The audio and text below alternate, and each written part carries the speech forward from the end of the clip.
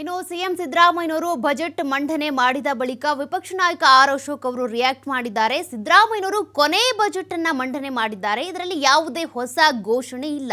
ವಿಪಕ್ಷ ನಾಯಕ ಆರ್ ಅಶೋಕ್ ಅವರು ಲೇವಡಿ ಮಾಡಿದ್ದಾರೆ. ಕರ್ನಾಟಕ ಇತಿಹಾಸದಲ್ಲಿ ಅತಿ ಹೆಚ್ಚು ಸಾಲ ಮಾಡಿದ್ದಾರೆ. ಸಾಲ ಮಾಡಿ ಸಿಎಂ ಸಿದ್ದರಾಮಯ್ಯನವರು ರೆಕಾರ್ಡ್ ಮಾಡಿದ್ದಾರೆ ಅಷ್ಟೇ. ಇದು ಅವರ ಕೊನೆ ಬಜೆಟ್. ಈ ಬಜೆಟ್ನಲ್ಲಿ ಅಂತಹ ಯಾವುದೇ ಹೊಸ ಘೋಷಣೆಗಳು ಆಗಿಲ್ಲ. ಇತಿಹಾಸದಲ್ಲೇ ಕರ್ನಾಟಕದಲ್ಲಿ ಬಹಳ ಸಾಲ ಮಾಡಿದ್ದಂಥದ್ದು ಸಿದ್ದರಾಮಯ್ಯನವರ ಸರ್ಕಾರನೇ ಅಂತ ಲೇವಡಿ ಮಾಡಿದ್ದಾರೆ. ಇನ್ನು ಹಾಲು ನೀರಿನ ದರವನ್ನು ಹೆಚ್ಚಳ ಮಾಡುವಂತ ಸ್ಕೀಮ್ ಇದು. ಅಲ್ಪಸಂಖ್ಯಾತರಿಗೆ ಸಿದ್ದರಾಮಯ್ಯ ಕೊಡುಗೆ ಕೊಟ್ಟಿದ್ದಾರೆ.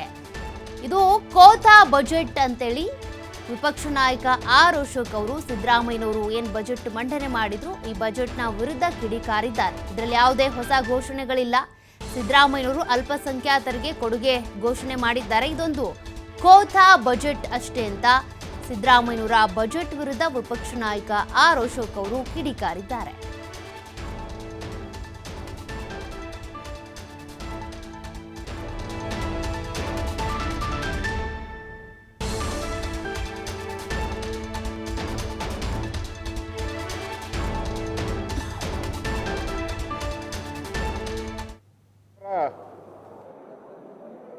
ಕೊನೆಯ ಬಜೆಟ್ ಅನ್ನು ಮಂಡಿಸಿದ್ದಾರೆ.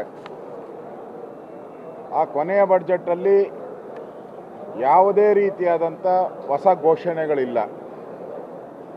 ಅಲ್ಲೇ ತಿಪ್ಪೆ ಸಾರಿಸೋ ರೀತಿ ಇರೋವಂಥ ಕಾರ್ಯಕ್ರಮಗಳನ್ನೇ ಮುಂದುವರಿಸುವಂಥ ಒಂದು ವ್ಯವಸ್ಥೆ ಮಾಡಿದ್ದಾರೆ. ಬಿಟ್ಟರೆ ಯಾವುದೇ ನೀರಾವರಿ ಯೋಜನೆಗಳನ್ನು ಉತ್ತರ ಕರ್ನಾಟಕ ಇರ್ಬೋದು, ಹಳೆ ಮೈಸೂರು, ಯಾವುದೇ ನೀರಾವರಿ ಯೋಜನೆಗಳನ್ನು ಕೇಂದ್ರ ಸರ್ಕಾರದ ಅನುಮತಿ ಆದ ಮೇಲೆ ಮುಂದುವರಿಸ್ತೀರಿ ಅಂತ ಓದಿದ್ದಾರೆ.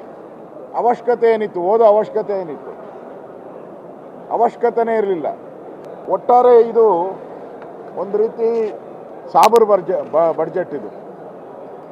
ಮತ್ತು ಕರ್ನಾಟಕದ ಇತಿಹಾಸದಲ್ಲೇ ಹೈಯೆಸ್ಟ್ ಸಾಲ ಮಾಡಿರೋಂಥ ಮುಖ್ಯಮಂತ್ರಿ ಒಂದೇ ವರ್ಷದಲ್ಲಿ 16,170 ಕೋಟಿ ಸಾಲ ಮಾಡಿದ್ದಾರೆ.